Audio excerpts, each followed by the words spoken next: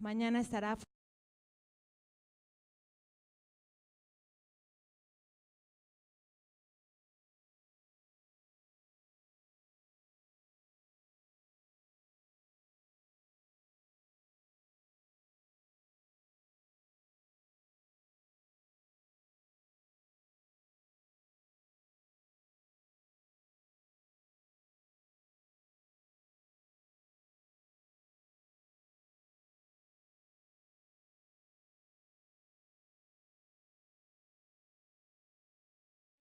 Fue becario El Salvador Novo del Centro Mexicano de Escritores, fue jefe de redacción de Letras Libres, también fue director general de publicaciones y actualmente es director editorial de Penguin Random House. Bienvenido, Ricardo.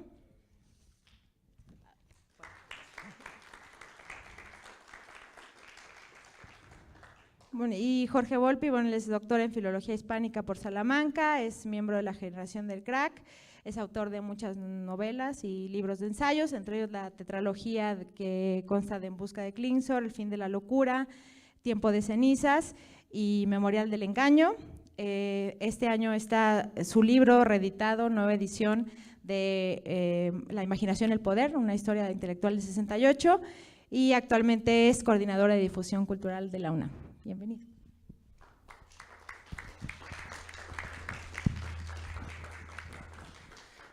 Muy buenas noches, muchísimas gracias por acompañarnos en este que es uno de los primeros eventos con los que estamos conmemorando, celebrando los 90 años de Carlos Fuentes. Así que me da mucho gusto compartir aquí esta charla con Ricardo Cayuela. Nos conocemos hace muchísimos años, pero además ahora es mi editor. Entonces ahora ya le debo respeto que no le tenía anteriormente. Pero vamos a tratar de evitarlo para tener una plática mucho más cercana a la amistad y a la tertulia que a una presentación formal, tratando de hablar del itinerario político de Carlos Fuentes con motivo de la publicación por parte del Fondo de Cultura Económica de algunas de sus conferencias políticas que versan sobre sociedad, educación y política. Carlos Fuentes es de alguna manera el paradigma, junto con Octavio Paz, de lo que fueron los intelectuales públicos en México durante la segunda mitad del siglo XX. La tradición mexicana, que proviene desde el siglo XIX, viene copiada del modelo francés, desarrollado sobre todo desde mediados del siglo XIX, finos del siglo XIX, en donde los artistas y escritores, particularmente estos últimos, se convierten en intelectuales públicos al opinar sobre asuntos de interés general, como dice Gabriel Said, con cierto consenso entre las élites. Y eso es efectivamente lo que pasaba en el México de la hegemonía priista que empieza en 1929 y acabará hasta el año 2000, es decir, prácticamente toda la carrera de Carlos Fuentes. Es una época en la cual el régimen priista controla enormemente la libertad de expresión y los medios, pero permite un resquicio de libertad para estos artistas o escritores que opinan de asuntos de interés público. Una relación en alguna medida perversa de cierta admiración y al mismo tiempo cierto temor hacia los intelectuales por parte del poder público.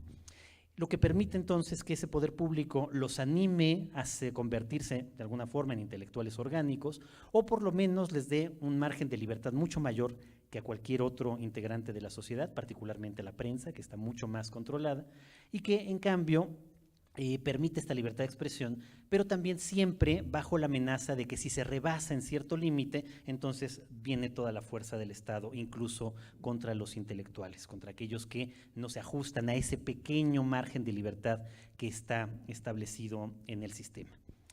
Carlos Fuentes inicia su trayectoria literaria y política casi al mismo tiempo. Como sabemos, fue hijo de un diplomático. Vivió, por lo tanto, en Estados Unidos, en Chile, en Argentina, hasta regresar a México ya durante la preparatoria, que estudió en el Centro Universitario México.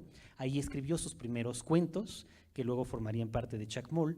Pero sobre todo en cuanto termina en el CUM y se inscribe en la Facultad de Derecho de la UNAM, que era ya un semillero de intelectuales, no solamente de abogados y de políticos, comienza también su actividad pública, sobre todo como fundador de la revista Medio Siglo, que va a ser una revista muy importante, en donde muchos políticos y escritores de su generación, de la generación que llamaremos del boom en América Latina, o la generación de Casa del Lago, o de Medio Siglo, precisamente por esta revista en México, va a empezar a desarrollarse. Desde figuras como Porfirio Muñoz Ledo o Miguel de la Madrid, a figuras como Sergio Pitol o Carlos Monsiváis, participaron con Fuentes en Medio Siglo. Esa alta tradición entonces, que el intelectual público además participaba activamente en la fundación o en la redacción de importantes o suplementos o revistas literarios. Después de Medio Siglo, Fuentes será un activo partícipe en la revista Política, una revista de izquierda claramente, en una época sobre todo en donde la enorme influencia intelectual en la izquierda mexicana es curiosamente de un norteamericano, de C. Wright Miles, a quien Fuentes admira mucho en esa época. La revista Política, que busca una especie de tercera vía, ya desde la izquierda frente al régimen comunista o al capitalismo en la bipolaridad de la Guerra Fría. Más adelante será un partícipe muy importante en el suplemento La Cultura en México de siempre, donde también estará publicando muchos ensayos políticos y donde aparecerá, para no alargarme demasiado, muy importante serie de reportajes que Fuentes hace sobre el 68 francés, que luego se recuperan en forma de libro por la editorial Era, y que va a ser tan importante como detonador o por lo menos como el difusor del movimiento estudiantil francés entre los estudiantes y los profesores mexicanos del momento. Tras este libro, él sigue publicando en los suplementos dirigidos por su muy amigo Fernando Benítez, que era el director de La Cultura en México, pero también a partir de los años de 60 y 70, se liga sobre todo también con el grupo de Octavio Paz. Es una relación que en esa época es más de fraternidad que incluso de alumno-maestro. Hay una enorme complicidad en ese momento entre ambos, y que llevará finalmente a Fuentes a ser también un colaborador asiduo de Plural en su primera etapa y luego en la primera etapa de Vuelta. Fuentes fue, como toda su generación, un simpatizante de la Revolución Cubana, y poco a poco se fue desencantando. A diferencia de García Márquez, su gran amigo que nunca lo hizo, o a diferencia de Vargas Llosa, que rompe estrepitosamente. El alejamiento de Fuentes fue mucho más paulatino, mucho más suave. Y a partir de ahí, creo que ideológicamente, y aquí ya podemos empezar a dialogar, Ricardo, Fuentes se situó siempre en una izquierda o centro izquierda cercano a la socialdemocracia europea. Creo que es ahí donde se ubicaba más o menos su pensamiento. Creo que la gran virtud como político que tanto se le ha reprochado en otros sectores a Fuentes era su enorme sensatez. Él nunca fue un radical, él siempre trató de encontrar puntos de diálogo y de encuentro, siempre trató de encontrar una especie de punto medio entre las posiciones encontradas, y eso finalmente terminó también por causarle enormes enemistades. Fue un crítico severo del régimen priista, pero también en su momento fue funcionario de ese régimen priista como embajador de México en Francia, y creo que ahí te dejo para que tú sigas, Ricardo. Muchísimas gracias al Fondo de Cultura, a Rocío por la invitación también. Sin ningún género de retórica, y me gusta mucho el tono que está marcando Jorge para esta conversación. Para mí sí es un verdadero privilegio conversar con alguien al que admiro tanto como Jorge. Me parece además una persona muy congruente, muy brillante, un gran escritor. En la editorial, en Penguin Random House, estamos felices de tenerte en nuestro catálogo. Ganó el premio Alfaguara este año con un libro que me parece de lectura obligatoria, una novela criminal, que es una investigación literaria, pero apegada a los hechos de todo el caso de Florent Cassés, y la verdad es que es un libro que uno se devora y que hay que leer y conocer para entender el horror de nuestro sistema judicial, entre otras muchas cosas que están ahí metidas. Entonces, de verdad, Jorge, qué gusto y qué privilegio. Igualmente, Ricardo, me da un enorme gusto dialogar contigo. Me gustaría centrar algunos puntos, porque para mí, digamos, hay una paradoja en Fuentes en el año de 1971. Y para mí es como algo que me cuesta entender, que me interesa mucho que pudiéramos platicarlo, porque siento que define todo un clima y una época, ¿no? Antes, digamos que en 1971, Carlos Fuentes rompe con la Revolución Cubana, que había apoyado desde el principio, había hecho muchos viajes a La Habana, había participado como jurado de Casa de las Américas, había estado muy cercano al proceso revolucionario, empezó a tener, como buena parte de su generación, algunas dudas, algo le hacía, había un ruido de fondo que no le gustaba, ¿no? De encuentros que empezaba a sentir rígidos, de fórmulas y el caso Padilla. Y en el 71, el caso Padilla. El caso Padilla, que obviamente conocen bien, pero quizá valdría la pena para los amigos que nos ven por Facebook mencionarlo brevemente. Es este poeta muy brillante cubano que publica un libro que se puede interpretar como crítico a la revolución, pero ni siquiera, Juega de Fuego, y que es detenido de manera arbitraria después de que él había hecho muchos comentarios en distintos círculos intelectuales críticos con la revolución cubana, de los que había muchos testigos. Es retenido por las fuerzas de seguridad y mes y medio después reaparece haciendo una autocrítica feroz a su propia persona, un gran elogio de la revolución, casi agradece que lo hayan detenido y lo hayan educado en el verdadero sentido de la revolución cubana, etcétera. Una declaración, autoinculpación, que recordaba los juicios de Moscú, en la gramática recordaba a la policía, no a la poesía de Berto Padilla, y que significó un cisma en la intelectualidad latinoamericana. La revista Libre de Juan Goytisolo y de Luis Goytisolo desde París organizó un dossier y una protesta y una carta pública de rechazo a lo que estaba pasando en La Habana. Como que es el primer golpe de realidad y el primer gran divorcio entre los intelectuales latinoamericanos y la gesta heroica de los cubanos. Y Fuentes desde luego rompe con la revolución cubana, creo que de una manera igual de firme que la de Vargas Llosa. De hecho, entre ellos hay varias cartas cruzadas donde se apoyan en su decisión. Roberto Fernández Retamar, que dirigía todo el, digamos, el universo cultural cubano. Dirigía y dirige, lo acusó públicamente de espía, de agente de la CIA, de burgués con ínfulas, etcétera, y tuvieron un pleito que se mantuvo hasta la muerte de Carlos Fuentes, y eso, digamos, que me pareció una señal de valentía intelectual de Carlos Fuentes extraordinaria, porque hoy es muy fácil decirlo y hacerlo, pero en aquellos años romper con la Revolución Cubana no era un juego, era un mundo maniqueo. O estabas con el imperio que bombardeaba con napalm Vietnam, o estabas con los barbudos que habían liberado de una dictadura atroz a su país, y por lo tanto no parecía que hubiera ninguna duda de dónde había que estar, ¿no?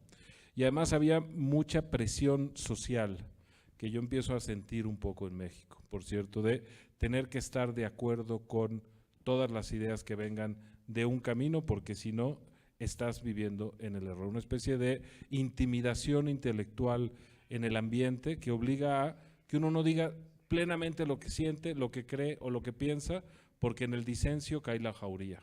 Hoy la jauría es Twitter, en esos años era manifiestos, cartas, descalificaciones, desinvitaciones, periodicazos, calumnias, etcétera. Hoy también es eso, más Twitter, ¿no?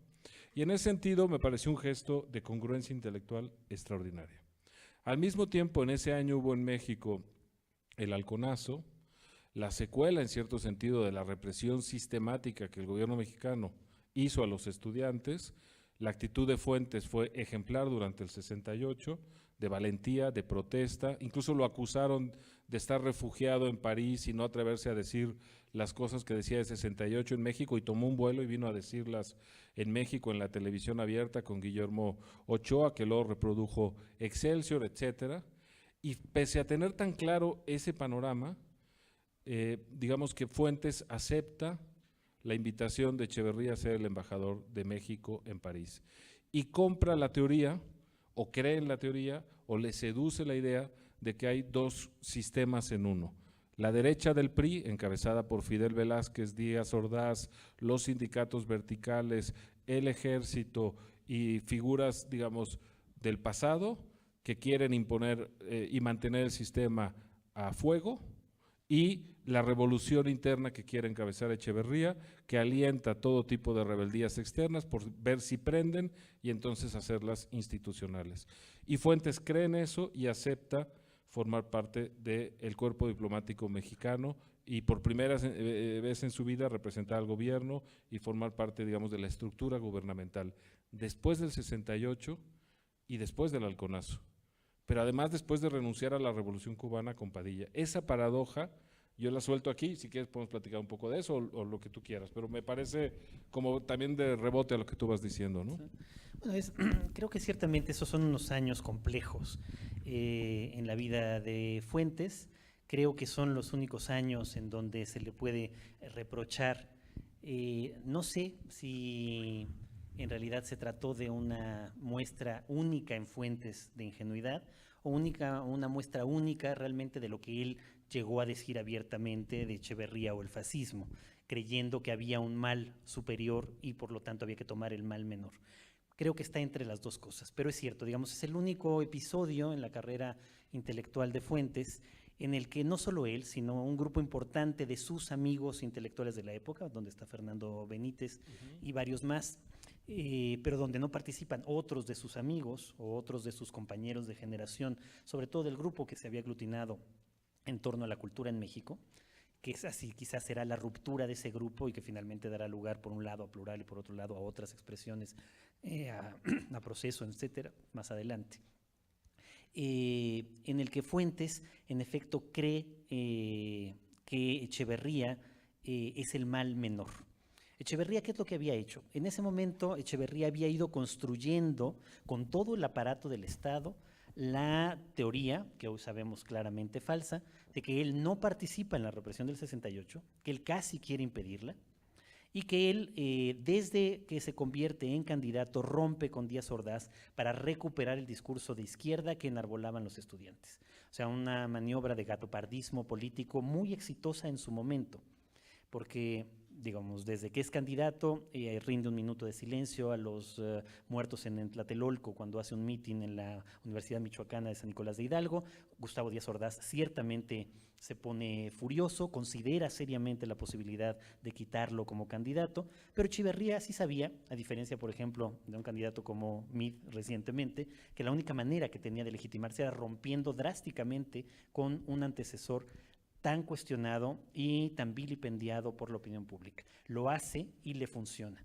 Y desde ahí no para en incorporar a miembros de la generación del 68 a su propio gabinete en distintos puestos, a tratar de enarbolar por primera vez en esa manera en que el PRI tenía de cambiar de ideología a conveniencia. Había sido de izquierda con Cárdenas, había sido de derecha con Miguel Alemán, había sido una dictadura con Díaz Ordaz, y Echeverría intenta convertirlo en un régimen autoritario progresista. Su idea es enarbolar un discurso de tercer mundo, un discurso de países no alineados, en el que México se debería de convertir en la cabeza de esa tercera posibilidad, que es el discurso que Fuentes y su generación habían defendido desde medio siglo, luego en política y luego en la cultura en México. Entonces, en el momento en el que Echeverría hace suyo el discurso que había sido de Fuentes, de alguna manera Fuentes es cuando decide optar por él abiertamente. Creo probablemente haya sido un error, y yo creo que el propio Fuentes terminó por lamentarlo. Es un episodio que dura poco, un episodio que dura desde su nombramiento en 71 hasta 75, cuando renuncia a la Embajada de México en Francia en protesta porque el propio Echeverría nombra como primer embajador de México en España tras la reanudación de las relaciones diplomáticas, ni más ni menos que a Gustavo Díaz Ordaz, es decir, aquel que aparentemente se había distanciado. Entonces sí es un episodio problemático, tiene una polémica abierta, clara, muy drástica con Gabriel Said particularmente, que va a terminar por ser el germen, yo creo, del distanciamiento de ese grupo y sobre todo el germen del distanciamiento posterior con Octavio Paz, de lo que podemos hablar también si quieres. Me encanta abordarlo por ahí. Pero antes me gustaría pensar junto contigo un poquito más en los 70s. Yo tengo el recuerdo de una casi mítica conversación en casa de Alejandro Rossi, que yo no sé por qué le había dicho que Echeverría me parecía el peor presidente de México, o sí sé por qué, ¿no? Participó en la matanza de estudiantes del 68, muy probablemente él orquestó la estrategia gubernamental para ser el elegido de Díaz Ordaz. Yo genero el problema, yo te lo resuelvo, por lo tanto debo ser el candidato. Hoy tenemos muchísima más información ahí que podríamos profundizar. Arruinó el modelo de la economía, digamos el modelo más o menos del desarrollo estabilizador, al llevar la economía de los técnicos a los pinos y enfrentarse a las fuerzas económicas con repercusiones funestas que tienen ecos para mí también en el presente, y impidió con todas sus fuerzas el desarrollo de una verdadera cultura democrática. Quizá el mejor ejemplo es que nombró candidato del PRI a su amigo de infancia en un aquelarre de nepotismo y de autoritarismo velado que hizo que incluso el PAN, que había aceptado siempre formar parte del sistema en una oposición heroica, ni siquiera presentara candidato.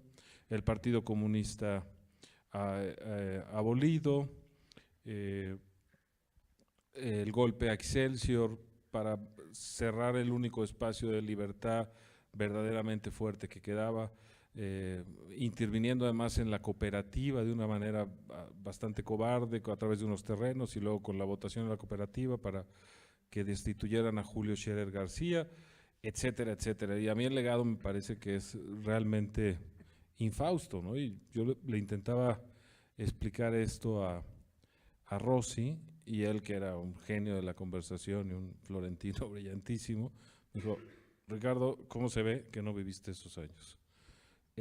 Los 70s en México con Echeverría hubo una apertura en una enorme cantidad de canales que estaban cerrados, que se abrieron gracias a él.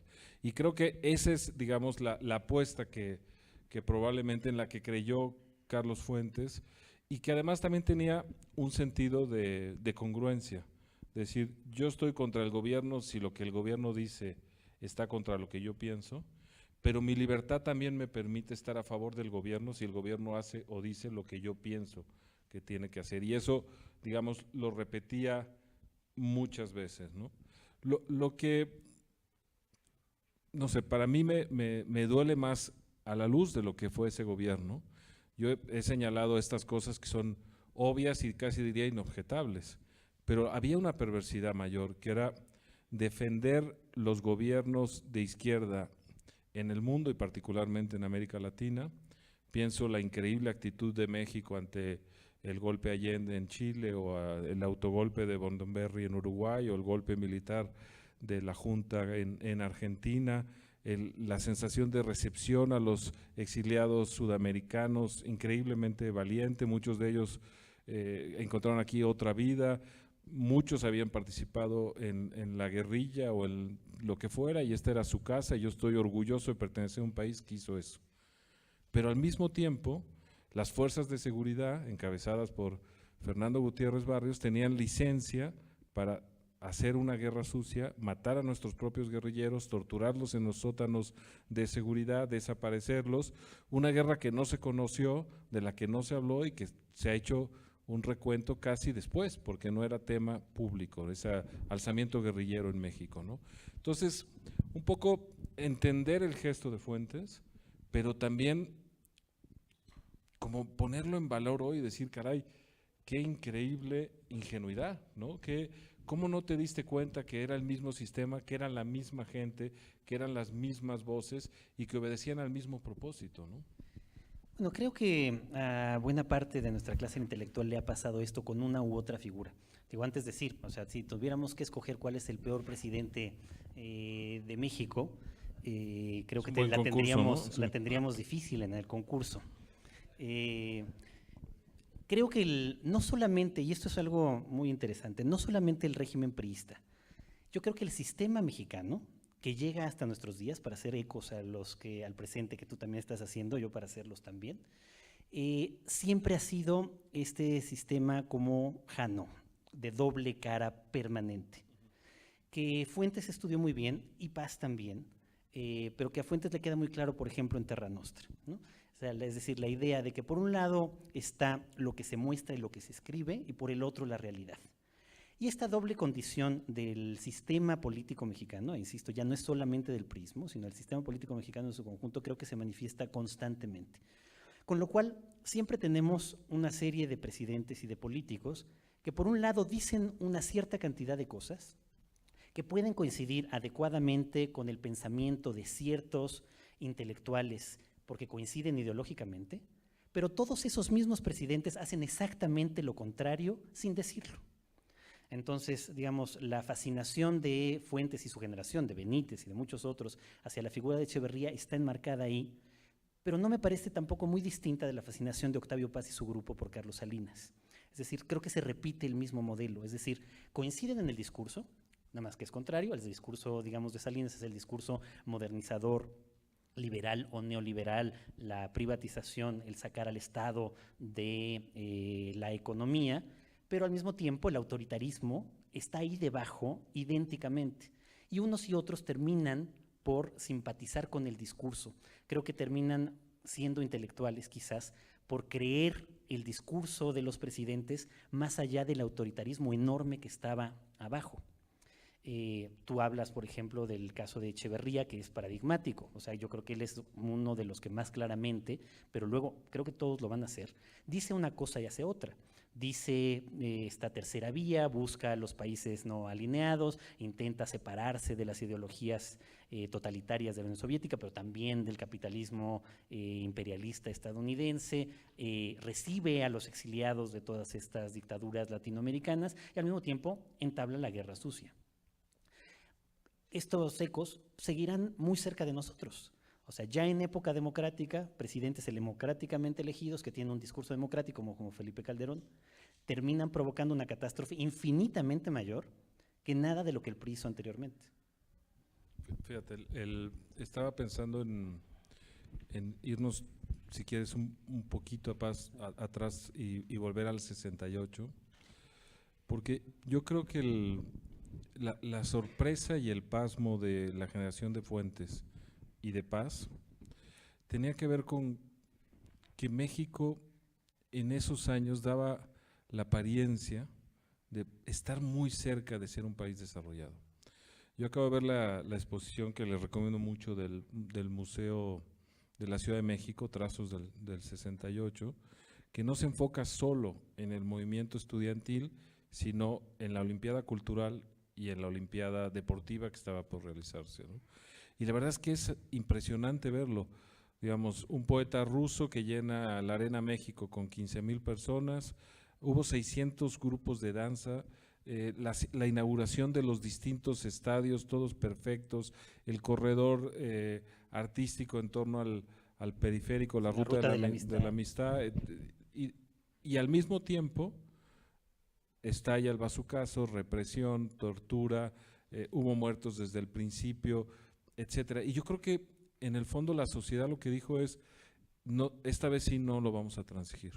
Es decir, no vamos a caer en eso, no estamos de acuerdo, nos vamos a organizar y vamos a protestar. Yo he dicho que para mí el 68 es básicamente un movimiento defensivo, que la gente dijo, esta vez sí no, y si le pegas a los estudiantes yo salgo a protestar. Y la reacción del gobierno fue pegarle a más gente, encarcelar a más gente, y eso fue, digamos, lo que provocó la ola del movimiento. Si tú lees el pliego petitorio, prácticamente todo es defensivo, es contra el Estado represor, ¿no? Y más que eso, me parece muy interesante, yo, digamos, acabo de terminar por darme cuenta un poco más de ello en estas conmemoraciones del 68. El movimiento del 68 esencialmente busca eliminar justamente esa disparidad entre lo escrito y la realidad. El pliego petitorio esencialmente es constitucionalista. Hacer realidad nuestras libertades. Que se respete la ley, más que cualquier otra cosa. Así es. Que se eliminen los excesos del gobierno que están por encima de la ley. Y eso lo separa de todos los movimientos estudiantiles revolucionarios del resto. Y si tú ves el pliego petitorio, ¿sí? En el México democrático, incluso de Salinas para adelante, lo arregla un jefe de oficina. un director de departamento. Es decir, lo que piden es que se vayan 2 jefes de la policía. O sea, era realmente muy asequible y muy fácil de resolver, sobre todo teniendo en cuenta que tenías el escaparate de las Olimpiadas, ibas a recibir a los jóvenes del mundo y estabas haciendo un gran alarde para ser bienvenido en el acordeón de los países civilizados, por decirlo de alguna forma. Pero lo que quiere decir de Fuentes ahí es que el coraje tiene que ver con descubrir que ese gobierno que había permitido ese gran desarrollo cultural, que había sucedido de espaldas, pero también en torno al gobierno, muchas de las actividades eran propiciadas desde el gobierno, los recintos, el patrocinio a las revistas, la actitud de la universidad, todo tenía un poco de dinero estatal y de apoyo y de soporte estatal, enmascaraba una represión brutal. También creo que en Fuentes el coraje tiene que ver con, ya pensando en los 70s, en la doble cara de mucha gente. Es decir, cómo el 68 lentamente, pero de manera continua hasta el día de hoy, empezó a ser expropiado de los protagonistas, los jóvenes, la calle, los líderes, los maestros democráticos, Barrio Sierra, Revueltas, Villoro, Paz, Fuentes, los que hicieron y participaron y protestaron, por los que se quedaron callados, por los que eran parte del sistema, por los que aplaudieron a Díaz Ordaz el 1 de septiembre de 1969, por esa izquierda que se desprendió del gobierno, que se hizo oposición, pero que en el 68 tuvo que transigir y aplaudir las decisiones estatales, y hay como ese coraje también de decir, ustedes no tienen la libertad de criticar hoy al gobierno, que es muy fácil con Echeverría, cuando realmente estaban en peligro con Díaz Ordaz, se callaron la boca, y yo sí tengo esa libertad. Yo cuando me la estaba jugando pude decirle a Díaz Ordaz que estaba en contra, y ahora que creo en estos postulados, los defiendo. Un poco intentando entender esa, digamos, dinámica de Fuentes, que, insisto, visto a la luz del presente puede parecer un error muy grande, pero que si te metes al discurso y a la lógica de los 70s, uniéndolo con lo que me decía Rosy, es mucho más complejo de lo que parece, ¿no? Y porque además el 68 se ha enmascarado brutalmente, ¿no? Y hoy sus apologetas, o muchos de ellos, realmente no participaron o al contrario, apoyaron al gobierno, ¿no? Bueno, digo, ha habido de todo en el movimiento estudiantil. A fin de cuentas era un movimiento esencialmente antiautoritario. Y otra vez, haciendo caso a lo que tú dices, leyendo el pliego petitorio, las consignas son todas razonables. Pero yo no coincido contigo, no creo que hubieran sido fáciles de resolver, porque son muy parecidas a las que seguimos exigiendo ahora, que tampoco somos capaces de resolver. ¿Qué es lo que pedían esencialmente los estudiantes? Pedían saber la verdad de la represión, pedían que se deslindaran responsabilidades por la represión y pedían que se eliminara la parte legal que era claramente represiva, los delitos de disolución social. Si lo trasladamos al México de hoy, seguimos pidiendo lo mismo. Queremos saber la verdad de la guerra contra el narco y no la tenemos. Queremos seguir sabiendo la responsabilidad, no solo de los criminales, sino de las fuerzas de seguridad en el combate al narcotráfico, y tampoco lo tenemos.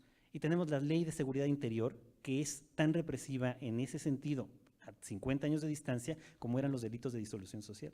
Entonces no me parece que haya, digamos, que hubiera sido fácil de resolver, porque seguimos sin resolver las mismas cosas. Yo por supuesto, no estoy de acuerdo, ¿no? Pero no importa, porque quizá lo interesante es discutir el rol de Fuentes ahí, ¿no? Y yo pensaba, bueno, ¿qué es lo que sí vio Gabriel Said tan temprano en la carta pública que publica en Plural? ¿Qué es lo que Said vio que no vio Fuentes? Pero lo vieron antes Paz, sí, ¿no? Con su renuncia, por supuesto. Pues sí, ¿no? lo vio con la renuncia, lo vio con postdata. Así es. ¿No? Pero y yo creo que el propio Fuentes y el grupo de Fuentes lo veían también, por ejemplo, cuando hacen el reportaje sobre Jaramillo, cuando están revisando cómo funciona el régimen político. Por eso te digo, lo habían visto junto con Said. Y luego hay este momento en el que es, ¿cómo llamarlo?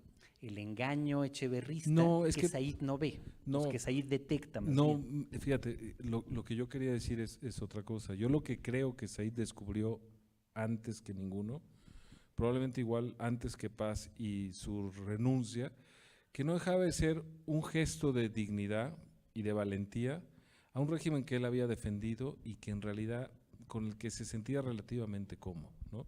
Sentía que lo que había hecho Díaz Ordaz era traicionar los postulados de la Revolución Mexicana y del régimen en el que creía, en cierto sentido, ¿no? Said lo que le dice es, usted y Benítez y todos ustedes piensan que es Echeverría o el fascismo y que es mejor acompañar a Echeverría para que el régimen mexicano no triunfe la extrema derecha dentro del PRI y tengamos un régimen abiertamente autoritario y fascista, ¿no? Lo que usted tiene que decir es denunciar eso que ve en la sociedad civil y en la opinión pública, porque la única forma de derrotar este régimen es a través de el debate abierto, la opinión pública, la prensa libre, la organización de la sociedad civil, etcétera, etcétera, etcétera. Y ahí nace una concepción distinta, no es estar o a favor o en contra de un presidente X o Y, sino cuál es la postura que debe tener el intelectual frente al poder y cuál es el rol de la sociedad civil para ir regulando el poder. Yo creo que la pulsión psicopática, autoritaria, está en todas las personas que buscan el poder.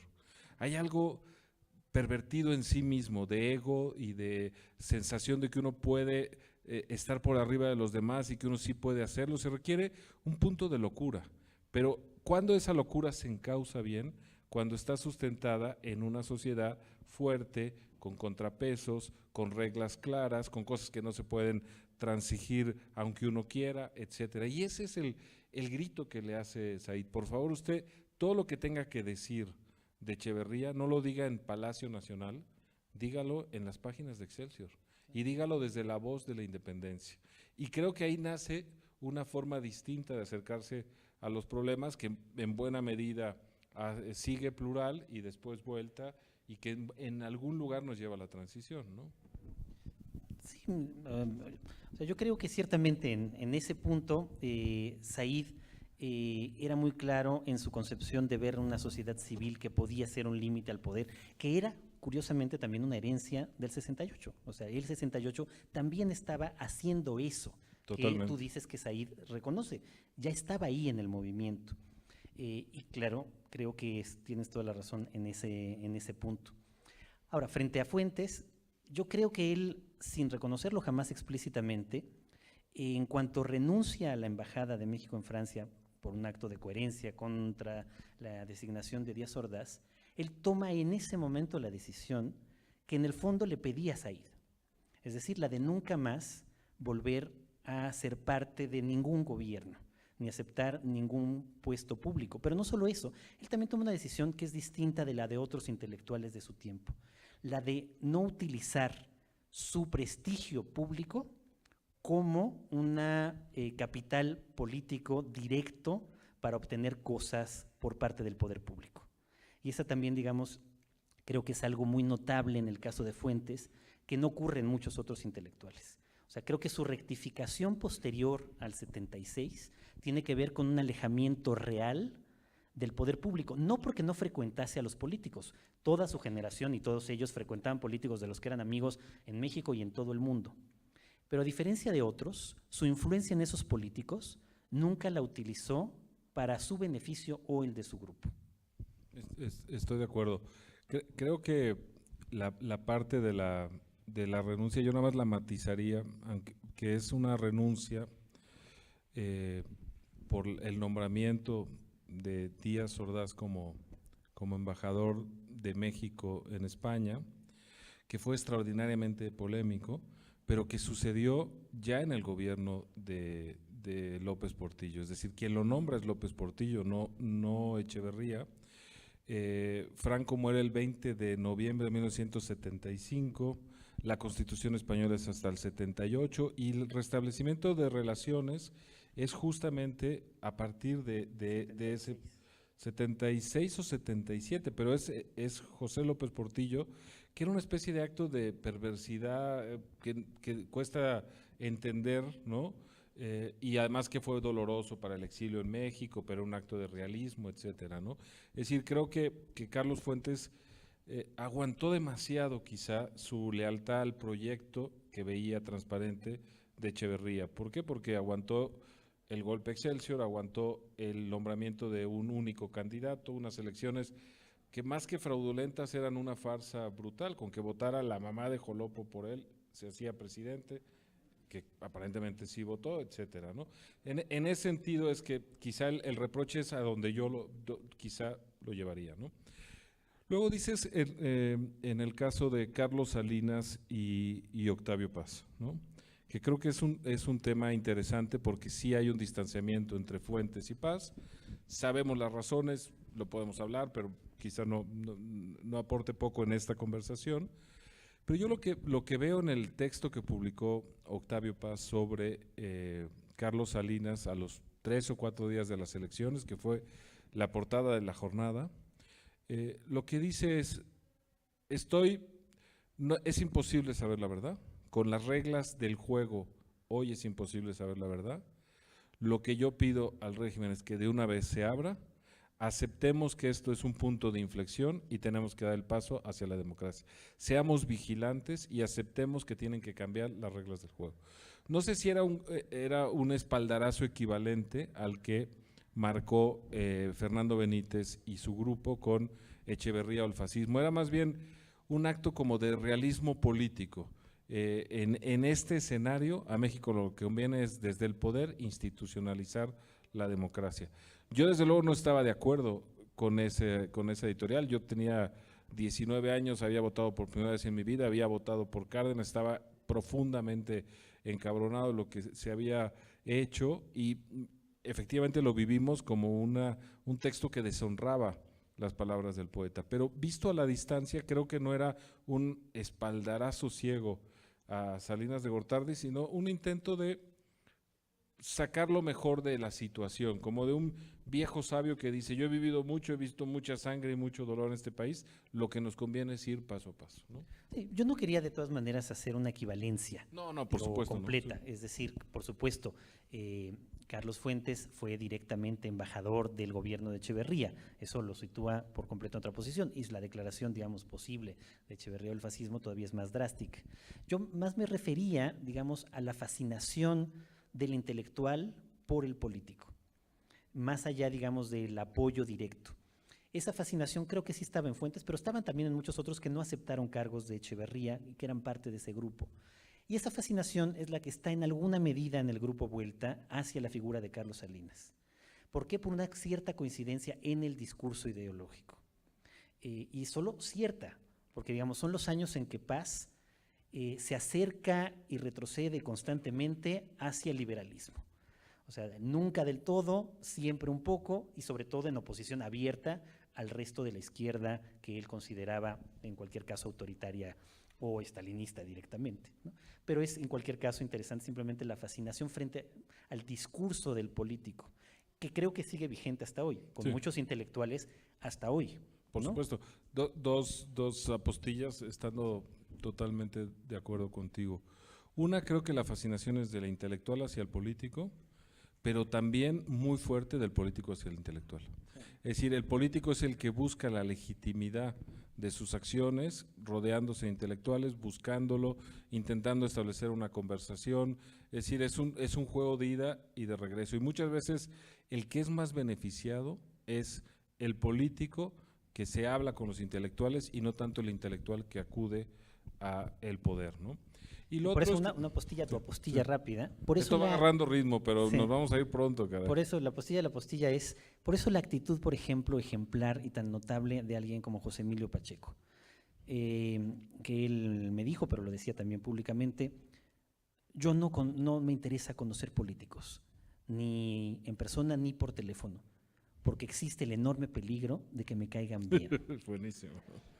Y eso lo distancia de todos los demás. No, en ese esquema también está Said, ¿no? No, Said Sí. hablaba por teléfono con políticos todo el tiempo. Sí, bueno.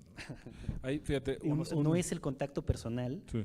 pero Said tenía una relación directa con muchos políticos con los que hablaba por teléfono. No los veía, pero les hablaba. Déjame pensar un poco en el salinato y la actitud diversa entre Fuentes y Paz.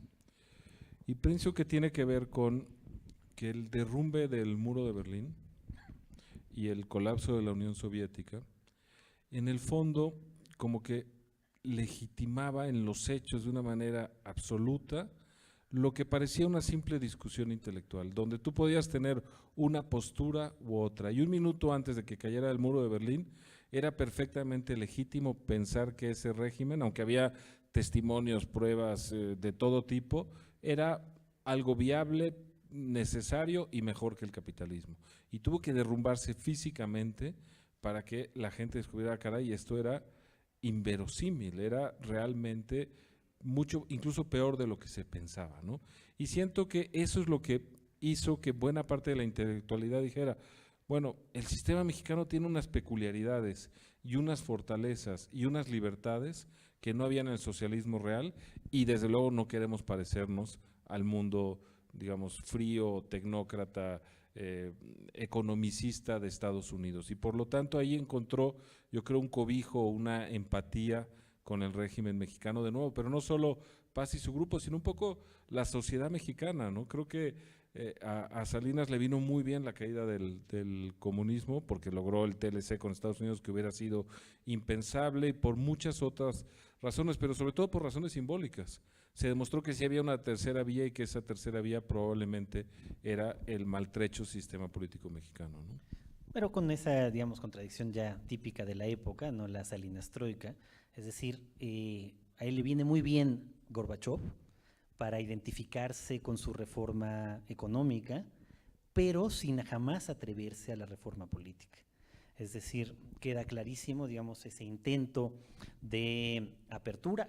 No solo son los años del triunfo, digamos, o de la caída del muro, sino también son los años del triunfo del neoliberalismo más violento. Son los años de Reagan, son los años de Thatcher, son los años en los que se impone ese otro modelo vencedor. Y Salinas, por supuesto, le conviene mucho ese papel de reformador, venderse como el reformador, que es una tradición que seguimos viendo hasta el día de hoy, pero que viene de muy atrás en el régimen político mexicano. Tratamos de encontrar siempre en el discurso de casi todos los presidentes, sin importar casi su carácter ni su ideología, de que al fin ellos son los que van a llevar a México a ser ese país que siempre debió haber sido, pero que nunca somos. Y eso como que va llegando constantemente. En fechas recientes era el discurso reformista de Peña Nieto y ahora es el discurso reformista de López Obrador igualmente. O sea, está ahí, no, también era el discurso reformista de Calderón. O sea, está casi en el ADN del político mexicano, digamos, esta necesidad de ser quienes van a llevar por fin, finalmente, después de todo, a México a ese estadio al que nunca acabamos de llegar. Creo que con una interesante matiz o diferencia, y es que Zedillo, Fox, Calderón, incluso Peña, no dictaban el lugar que van a ocupar en la historia antes de que sucediera su gobierno, ¿no? Es decir, tenían una especie de ser cautos, que es una forma de ser inteligente. La historia ya me juzgará, yo voy a intentar consolidar estas reformas, o tengo este proyecto de país, o pienso que la solución a nuestros males son por aquí y por allá, pero yo no anticipo. Fox no dijo yo no voy a ser el nuevo Madero, o Calderón no dijo yo no voy a ser el nuevo… Estuvo cerca de decirlo, ¿eh? Digamos que asumo que toda gente que llega a Los Pinos o al Eliseo o a la Casa Blanca tiene un punto de desquiciamiento, ¿no? Y de egolatría muy particular, pero aún así creo que nadie había decretado el rol que va a jugar en la historia, incluso antes de tomar poder. Y esa es la apuesta es tan grande que el efecto boomerang va a ser extraordinariamente doloroso para nuestras conciencias. Creo que ahí es interesante hacer un poco de el hubiera. Es muy valioso preguntarnos, pero me gustaría preguntártelo a ti, si tú quieres, Jorge. ¿Qué estarían pensando hoy Fuentes y Paz de lo que estamos viviendo, ¿no? Y quizá, si tú te arriesgas, yo también, y con eso terminamos, ¿no? Digo, es un ejercicio muy interesante el que propones y difícil al mismo tiempo. Es decir, predecible en una medida y en otra no tanto. Pensemos, digamos, sobre todo, vamos a intentaré ir con uno y otro. Vamos al último Paz. El último Paz, curiosamente, no es el Paz fascinado con Salinas. O sea, el último Paz es el Paz fascinado con el subcomandante Marcos, que es muy paradójico, aunque si uno ve la historia intelectual de Paz, en realidad es muy coherente, yo creo. Pero a muchos les extrañaba, digamos, en su propio grupo, esa fascinación de Paz hacia la figura del subcomandante Marcos, o el último discurso público de Paz, que lo reacerca de manera muy extraña a conceptos como solidaridad, que no había vuelto a repetir desde sus años de juventud, porque era un concepto típicamente asociado con el socialismo que él militó durante muchísimos años, más que aquellos de los que fue escéptico. Entonces, simplemente es interesante ver ese último Paz, no como la caricatura lo dibuja actualmente sus críticos principales, que lo ven como si hubiera sido neoliberal hasta el último.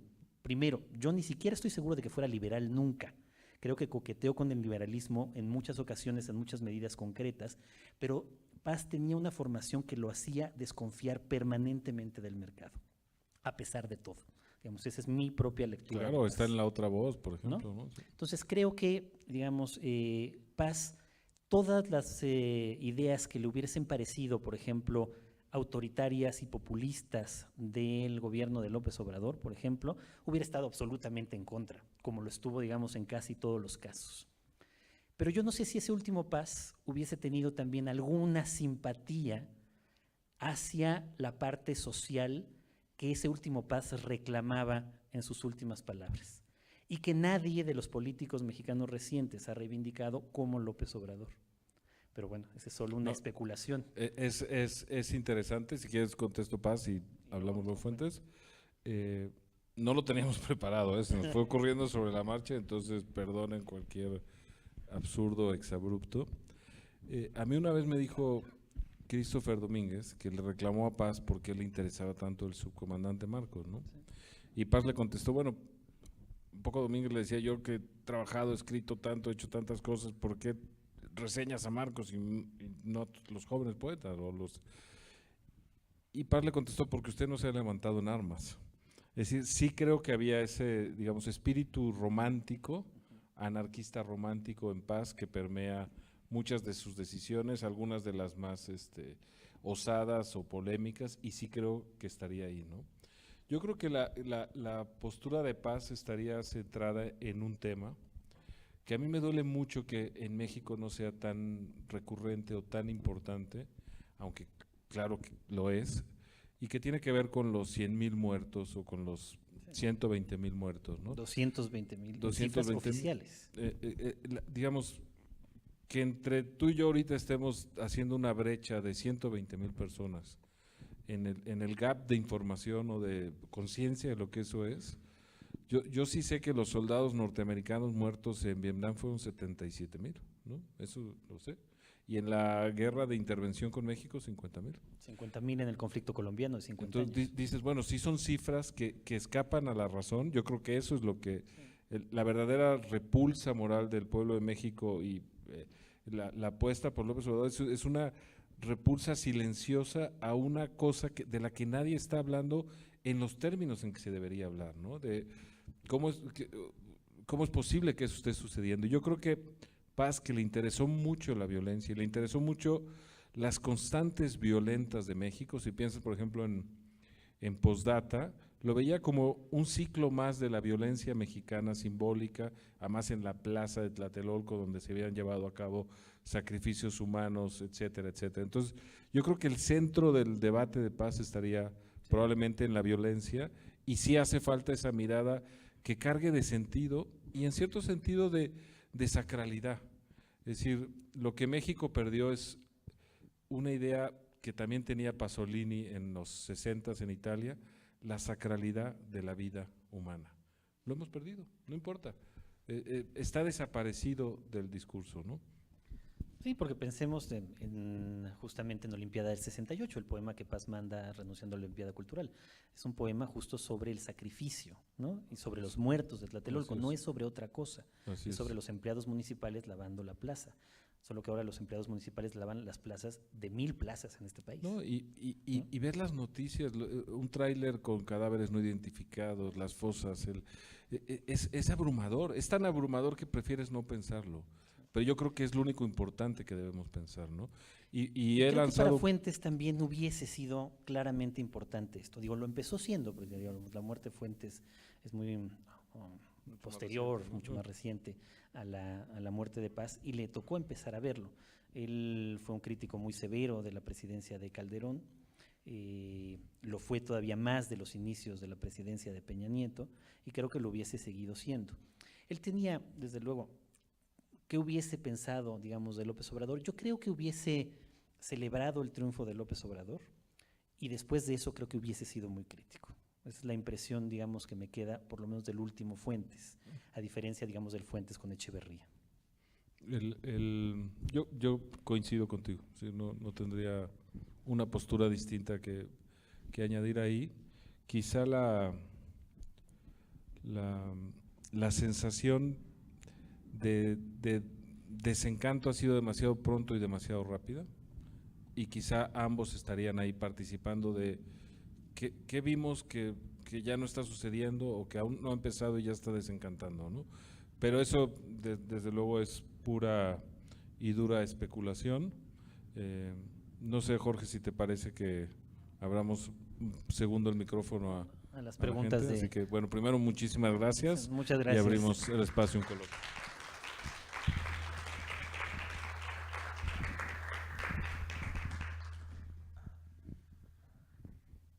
¿Alguien tiene una pregunta? Allá, miren.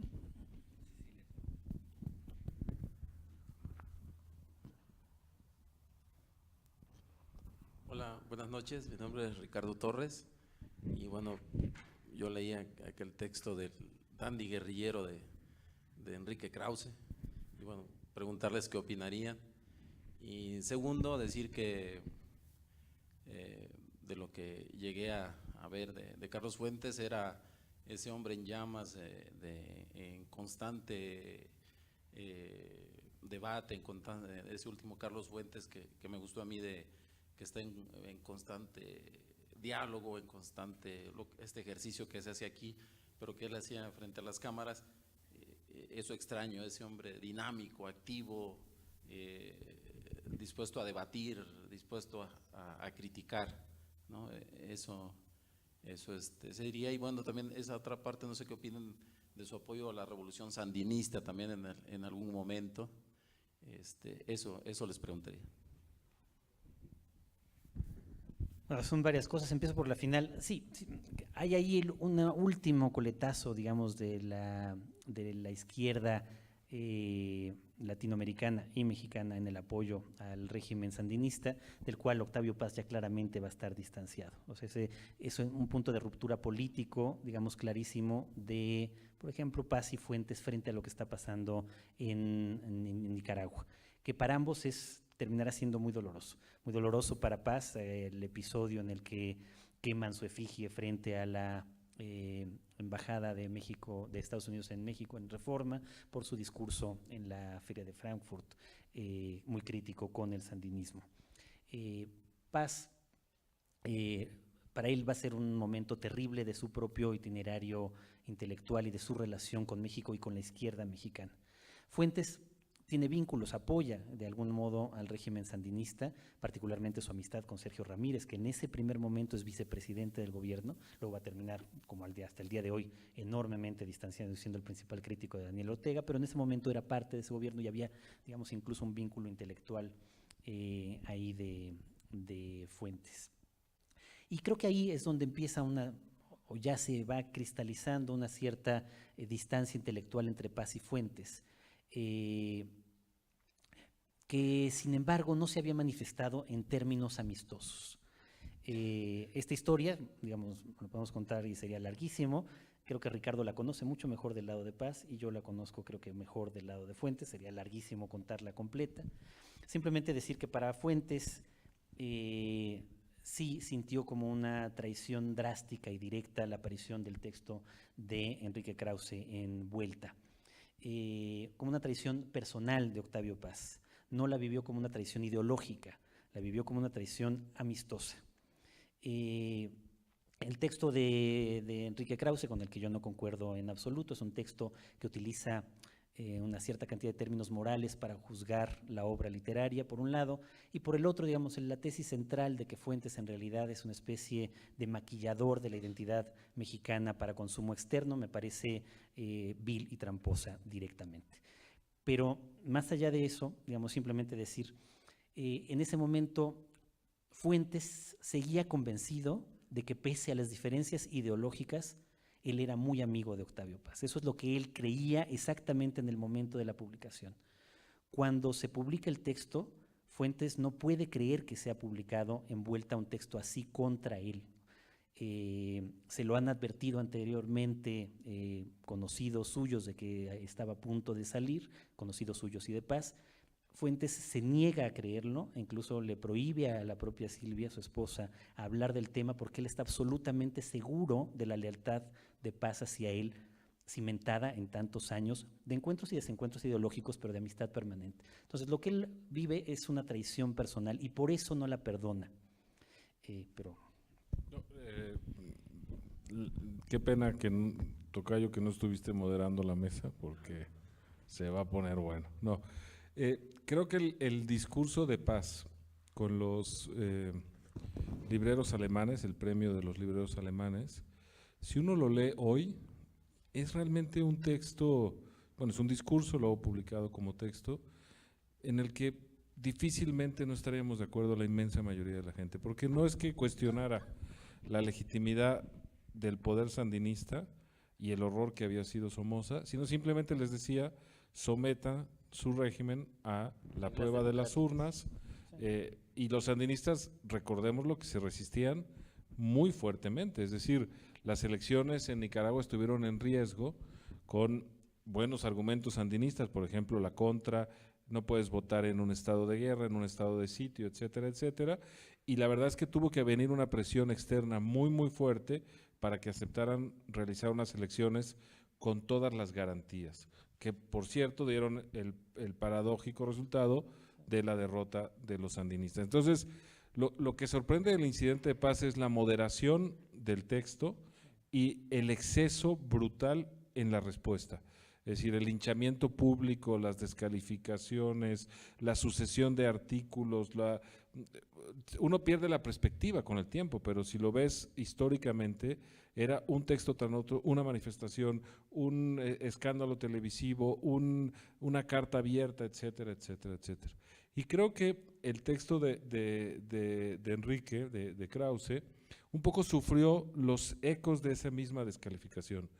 Porque uno puede estar de acuerdo o no con las ideas del texto de Enrique, Jorge no está de acuerdo claramente.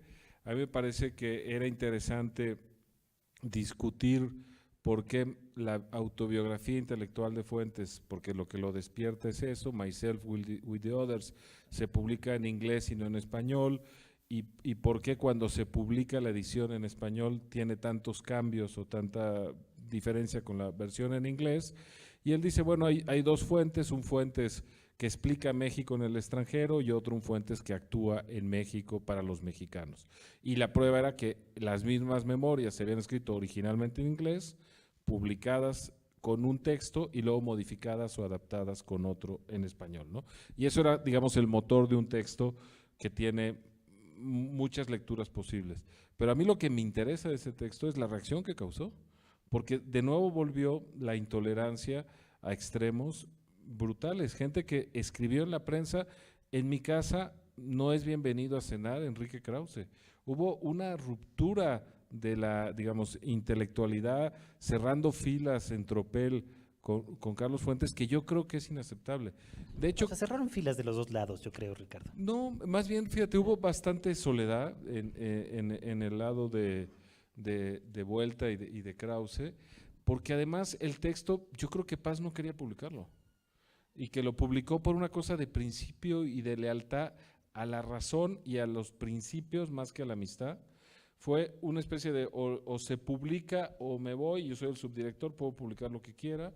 Claro, pero Hay debate en torno a hay eso, debate ¿no? en torno a eso, Pero hay debate y hay chisme en torno a eso, Sí. pero no importa. Sí, Digamos, a mí lo que me interesaba simplemente es la parte de la amistad. sí. Y en la amistad, si Paz, en efecto, por su convicción hubiera estado decidido publicarlo, que me parece correcta la decisión, creo que en la amistad se lo podía haber dicho. a Por Fuentes. supuesto, tendría que haber avisado, mandado una carta privada, te enseño el texto, esta revista es tuya por si quieres debatirlo o contestarlo, etcétera. Creo que si Fuentes lo hubiera leído sin la carga de la traición, es un texto terrible para él, por supuesto, pero creo que hubiera hecho un gran servicio a la idea del debate en México, contestando en las páginas de Vuelta esas ideas. En lugar de eso no existe, es una traición, ahora pertenecemos a dos mundos irreconciliables.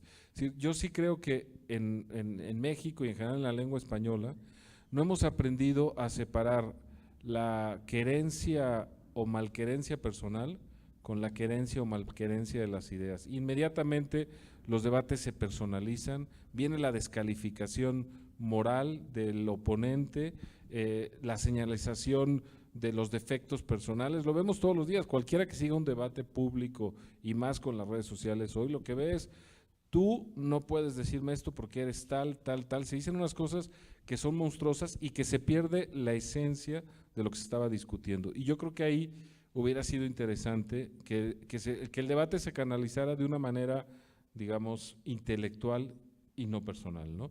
En cualquier caso, yo creo que ese es el servicio que podemos hacer todos nosotros ahora, porque va a venir un México de polarización, yo pienso, y de tendencias que pueden ser irreductibles, y lo que hay que encontrar es cuáles son los mínimos comunes denominadores, en qué estamos todos de acuerdo, qué queremos defender, qué cosas no se pueden cuestionar, qué instituciones, yo pienso, una, nuestra democracia, y dos, cómo debemos aprender a discutir, pienso, sin que eso implique la descalificación o la crítica moral inapelable. Y está en el ambiente del linchamiento al que no está de acuerdo, y me parece que puede ser realmente muy peligroso. Y hay algo que quisiera decir que me parece ejemplar que me parece ejemplar de Fuentes y que no está muy en la tradición del resto de nuestro mundo literario.